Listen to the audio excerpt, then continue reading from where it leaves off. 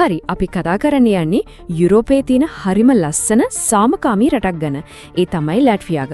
හැබැයි මේ නිස්කලංක පරිසරය ඇතුලේ හිතාගන්නවත් බැරි තරම් ලොකු අර්බුදයක් හැංගිලා තියෙනවා කියලා කිව්වොත් ඒ තමයි උග්‍ර පිරිමි හිඟය.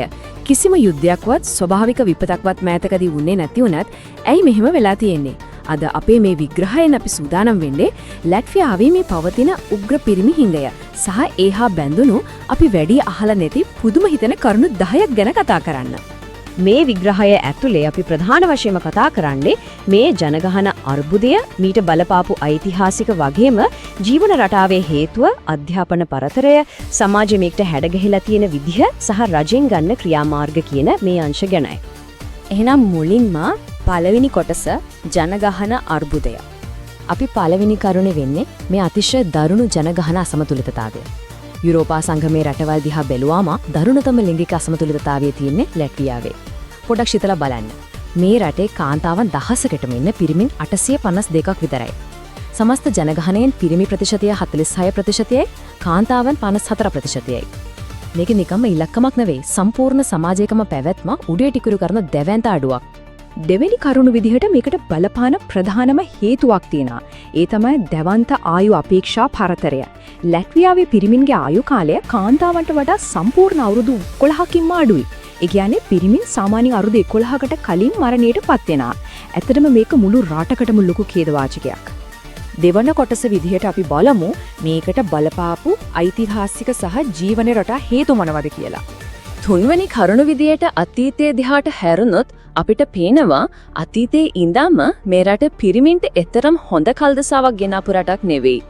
දෙවන ලෝක යුද්ධය, සෝවියට් පාලන කාලයේ සිදුවුණු දේශපාලන සිරගත කිරීම වගේම සයිබීරියාවට පිටුවහල් කිරීම කියන මේ හැම දෙයක්ම නිසා පරම්පරා ගණනාවක පිරිමින් ලැට්වියාවට සම්පූර්ණම අහිමි වුණා.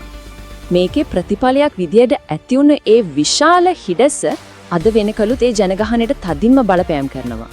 හතරවෙනි කරුණ තමයි වර්තමාන ජීවන රටාව. සෝවියට් යුගයේ ඉඳන් පැවතගෙන එන අධික මත්පැන් පානය, දුම්පානය වගේ දේවල් මෙන්ම දැව සහ දීවර කර්මාන්තය වගේ අතිශය අවදානම් රැකියාවල නිරත වීමත් පිරිමින්ගේ ආයු කාලය අඩු කරන්න කෙලින්ම හේතු වෙලා තියෙනවා. මේ පුරුදු නිසා ආඝාතය, අක්මා රෝග වගේ බෝනවන රෝග හැදිලා සිදුවන මරණ ප්‍රතිශතය එරට අතිශයින්ම ඉහළයි.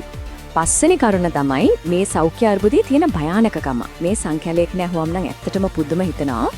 ලෝක සෞඛ්‍ය සංවිධානයේ දත්තවලට අනුව ලැට්වියාවේ වයස අවුරුදු 15ට වැඩි කෙනෙක් අවුරුද්දකට පිරිසිදු මත්පැන් ලීටර් 14.6ක් බොනවා. මේක ගෝලීය සාමාන්‍යයට වඩා ගොඩක් වැඩි. ඒ විතරක් නෙවෙයි 45කට ආසන්න ප්‍රමාණයක් දෙන මාසයකට සැරයක් හරි සිහිය නැති වෙනකම්ම බොන්න පුරුදු වෙලා ඉන්නවා. ඊළඟට තුන්වන කොටස මේ තත්ත්වය නිසා ඇති වෙලා තියෙන අධ්‍යාපන පරතරය. හයවෙනි කරුණ වෙන්නේ සමාජ ස්තරයන් අතර තියෙන මේ වෙනස. නාගරික ප්‍රදේශවල උසස් අධ්‍යාපනය ලබන කාන්තාවන්ගේ ප්‍රතිශතය පිරිමින්ට වඩා ගොඩක් ඉහළයි. මේ සාර්ථක ස්වාධීන කාන්තාවන් හැමතිස්සෙම හොයන්නේ Tamanට ගැලපෙන සමාන මට්ටමේ සහකරුවන්. හැබැයි අවාසනාවකට එහෙම අය හොයාගන්න අමාරුයි. අනිත් පැත්තෙන් සමාජ විද්‍යාඥයන් කියන්නේ පිරිමින්ට කිසිම තරංගයක් නැතුවම කාන්තාවන්ගේ අවධානය ලැබෙන නිසා සමහර තරුණයන් Tamanගේ දියුණුව ගැන හිතන්නේවත් නැහැ කියලා. ඒගොල්ලෝ හරිම කම්මැලි වෙලා. හතරවන කොටස මේ අර්බුදයට සමාජයේ හැඩ ගැහිලා තියෙන අපූරු විදිය. මේ විග්‍රහයේ 7 වෙනි අපූරු කරුණ තමයි ලැට්වියාවේ අගනුවර වන රීගා නගරය ලෝකයේ පුරාම ප්‍රසිද්ධ වෙලා තියෙන්නේ තනිකඩ කාන්තාවන්ගේ අගනුවර විදිහට. හැබැයි මේ අය මෙහෙට එන්නේ කසාදයක් බලාපොරොත්තු වෙන්නම නෙවෙයි. බොහෝ සාර්ථක තරුණ කාන්තාවන් තමන්ගේ අධ්‍යාපන සහ වෘත්තීය දියුණුව වෙනුවෙන් තමයි මේ නගරයට එන්නේ. මේක අනිත් රටවල් වල දකින සාම්ප්‍රදායික තත්වයට වඩා සම්පූර්ණයෙන්ම වෙනස් ආකර්ශනීය දෙයක්.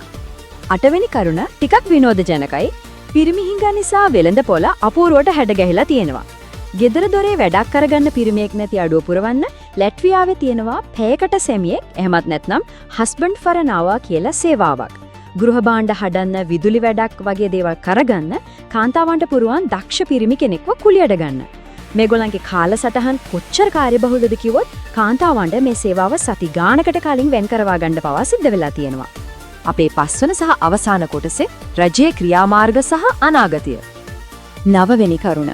මේ තත්ත්වය දිහා බලාගෙන රජයට නිකම් ඉන්න බෑනේ. ලැට්වියානු රජයේ දැන් මේ පිරිමි හිඟ ජාතික අර්බුදයක් විදිහට පිළි අරගෙන සක්‍රීය මැදිහත් වෙමින් ඉන්නවා. පිරිමින් Tamanගේ සෞඛ්‍ය ගැන සැලකිලිමත් නැති එක ප්‍රධාන ගැටලුවක් නිසා රජයේ මැදිහත් වෙලා පිරිමින්ටම වෙන්වුණු විශේෂ සෞඛ්‍ය පරීක්ෂණ සහ ඔවුන්ගේ මානසික මට්ටම නංවන්න මානසික සෞඛ්‍ය සායන ප්‍රවර්ධනය කරන්න පටන් අරගෙන තියෙනවා.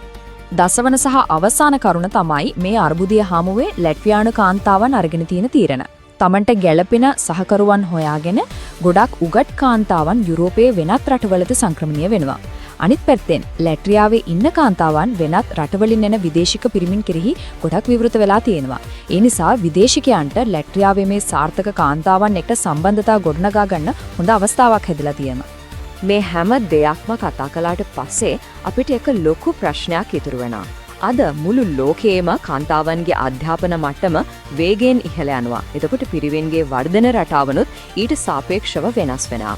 එහෙම බැලුවාම ලැට්වියාව කියන්නේ හුදෙක රටක තියෙන අසාමාන්‍ය තත්වයක් විතරක්ම වෙයිද? නැත්නම් මේක අනාගතයේදී තවත් බොහෝ රටවලට මුහුණ දෙන්න වෙන ජනසාමාන්‍ය අර්බුදයක පෙරනිමිත්තක්ද? ඒ ගැන ගැඹුරින් හිතලා බලන්න ඉඩ හරින ගමන් අද අපේ මේ විග්‍රහය අපි මෙතනින් නිමා කරනවා.